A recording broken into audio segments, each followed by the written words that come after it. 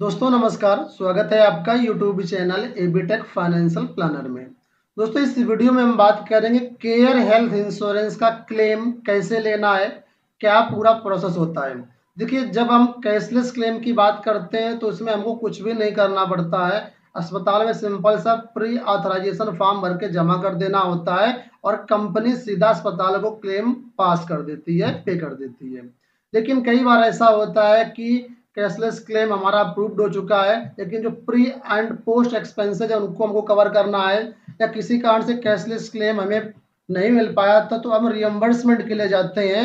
तो वो कैसे क्लेम पास करना होता है, क्या करना होता है, एक्चुअल में सारी जानकारी इस वीडियो में हम बात करेंगे। तो यहाँ पर हम आपको स्टेप बाय स्टेप जानकारी दे रहे हैं, वीडियो को आप पूरा देखिएगा और चैनल को सब्सक्राइब जरूर कर लीजिएगा। हमारे इस चैनल पर इंश्योरेंस, म्यूचुअल फंड यानी कि फाइनेंस की सारी अपडेट्स और जानकारी दी जाती है। आप चाहें तो डिस्क्रिप्शन बॉक्स में हमारे व्हाट्सएप ग्रुप का लिंक और टेलीग्राम ग्रुप का लिंक दिया गया है, आप वहां पर भी ज्वाइन करके फाइनेंस की सारी अपडेट्स बिल्कुल फ्री में पा सकते हैं। चलिए बढ़ते हैं आगे।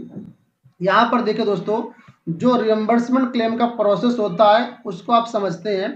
सबसे पहले यहाँ पर कंपनी को क्लेम इंटीमेशन देना होता है कि हाँ, हमने इस बीमारी के लिए इलाज करवाया है। ठीक है, कंपनी को सूचित करना होता है, उसको क्लेम इंटीमेशन बोलते हैं। इसके बाद आपको जो क्लेम फॉर्म है वो भरना होता है।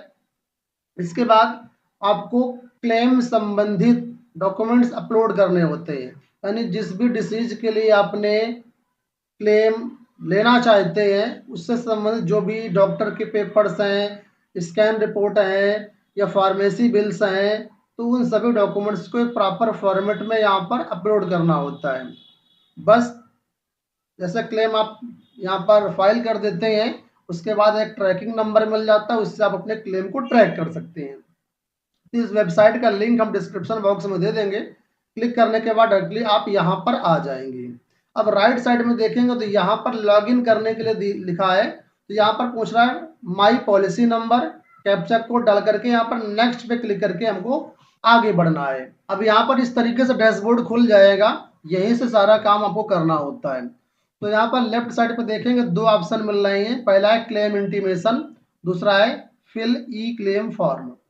तो सबसे पहले आपको कंपनी को सूचित करना होता है क्लेम के लिए कि हमको क्लेम लेना है, तो क्लेम इंटीमेशन पे वाला काम करेंगे। अगर आप क्लेम इंटीमेशन कर चुके हैं तो फिर यहाँ पर हम ई क्लेम फॉर्म भरेंगे।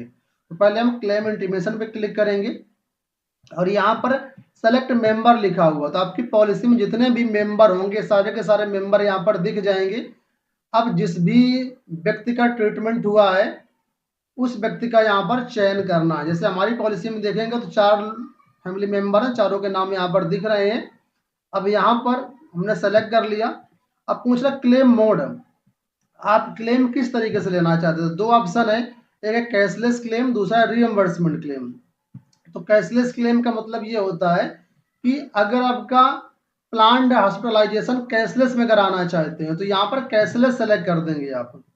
ठीक है, और ये नहीं भी करते हैं तब भी अस्पताल के थ्रू जो प्री ऑथराइजेशन फॉर्म भरते हैं उससे भी आपका काम हो जाएगा। ठीक है, तो कैशलेस में इतना काम नहीं करेगा, लेकिन मेन रीएम्बर्समेंट के लिए आपको करना पड़ेगा। तो यहाँ पर रीएम्बर्समेंट में जाएंगे। रीएम्बर्समेंट का मतलब होता है कि आप इलाज करवा चुके हैं अस्पताल में, आपके पास बिल वाउचर हैं, अब आप उन बिल वाउचर के लगा करके अपने खाते में पैसा लेना चाहते हैं, इसको रीएम्बर्समेंट बोलते हैं। अब यहाँ पर देखिए क्लेम कैटेगरी में कई सारे ऑप्शन हैं। पहला है इंडोर हॉस्पिटलाइजेशन, अगर अस्पताल में एडमिट होने के बाद आपका वहां पर ट्रीटमेंट हुआ तो आप इंडोर हॉस्पिटलाइजेशन टिक करेंगे। दूसरा डेली कैश अलाउंस बेनिफिट या ईएमआई बेनिफिट, अगर आपकी पॉलिसी में डेली कैश अलाउंस जो मिलता है वो कवर्ड था तो आप उसको क्लेम करना चाहते हो तो सेकंड ऑप्शन जाएगा। आउट पेशेंट यानी ओपीडी का क्लेम करना है तो तीसरा ऑप्शन है।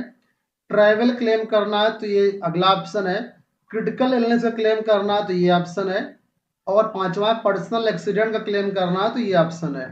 एग्जाम्पल, ज़्यादातर लोग इंडोर के लिए जाएंगे तो इंडोर में क्लिक करेंगे आप। अब यहाँ पर एक ऑप्शन आ रहा है, देखिए क्लेम सब कैटेगरी, इसमें टिक करते हैं। कई सारे यहाँ पर आपको मिलेंगे ऑप्शन। तो पहला है हॉस्पिटलाइजेशन क्लेम, यानी कि अस्पताल में जो ट्रीटमेंट हुआ है हॉस्पिटलाइजेशन में एडमिट के समय उसका क्लेम करने के लिए पहला ऑप्शन है। अगर मान लीजिए अस्पताल में आपने कैशलेस ट्रीटमेंट ले लिया था, ठीक है, तो वो क्लेम कैशलेस में आपका पास हो चुका है। अब प्री और पोस्ट के लिए आप अप्लाई करना चाहते हैं, तो यहाँ पर उसके लिए दो अलग से ऑप्शन बनाए गए हैं।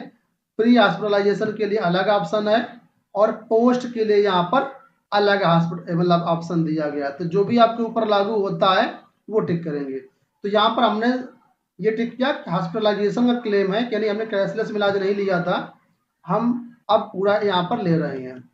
तो यहाँ पर पूछेगा कि अस्पताल का स्टेट कौन सा, यानी किस राज्य में आपका ट्रीटमेंट हुआ है। तो स्टेट हमको चुनना है, तो यहाँ पर नीचे आएंगे तो मान लेते हैं उत्तर प्रदेश है। सिटी पूछ रहा है तो किस शहर में आपका ट्रीटमेंट हुआ है, मान लेते हैं हमारा ट्रीटमेंट कानपुर में हुआ, तो यहाँ पर हम कानपुर सेलेक्ट कर लेंगे।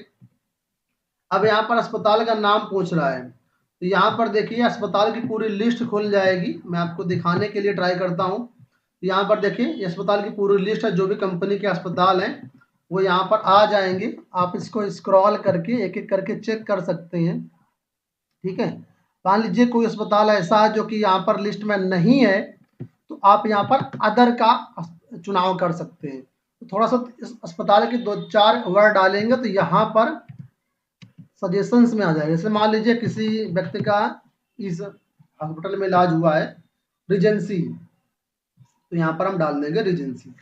अब जैसे डाल देंगे तो यहाँ पर एड्रेस ऑटोमेटिक आ जाएगा। तो आप इसको चेक कर लीजिए कि इसी एड्रेस में ट्रीटमेंट हुआ है कि नहीं हुआ है, क्योंकि एक अस्पताल हो सकता है आपकी सिटी में कई उसकी ब्रांचेस हो, तो किस अस्पताल की किस ब्रांच में ट्रीटमेंट हुआ है वो यहाँ पर आपको सेलेक्ट करना जरूरी है, ठीक है। और यहाँ पर जरूर टिक करना है आपको कि जो एक्सक्लूडेड हॉस्पिटल की लिस्ट है उसको आपने चेक कर लिया, उसमें हमने ट्रीटमेंट नहीं कराया है। अब नीचे आएंगे, रूम किस टाइप का लिया था आपने। देखिए रूम कितने प्रकार का होता है, अलग अलग टाइप के रूम होते हैं यहाँ पर, ठीक है।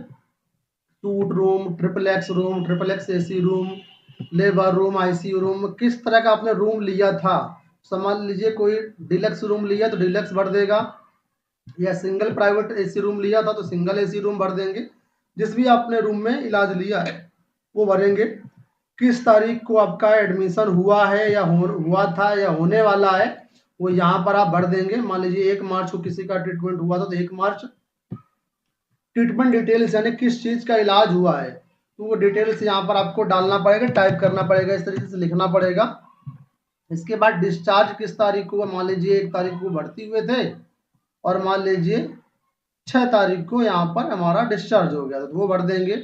और एक्सपेक्टेड ट्रीटमेंट कॉस्ट कितनी है तो एक रफली अमाउंट यहाँ पर आप डाल देंगे, जो भी आपका रफली अमाउंट है वो डाल देंगे। इसके बाद यहाँ पर नेक्स्ट आगे बढ़ेंगे तो रजिस्टर्ड ईमेल आईडी यहाँ पर आपको अपनी डालनी है, यहाँ पर रजिस्टर्ड मोबाइल नंबर डालना है और यहाँ पर टिक करना है। इसके बाद सबमिट कर देना है। जैसे सबमिट कर देंगे तो आप क्लेम इंटीमेशन दे चुके हैं, ठीक है।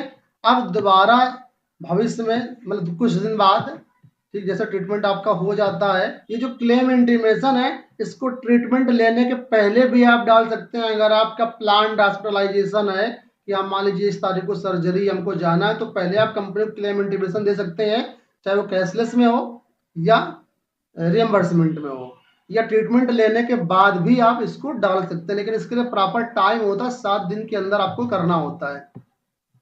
अब दोबारा फिर आपको क्लेम फॉर्म यहाँ से भरना है।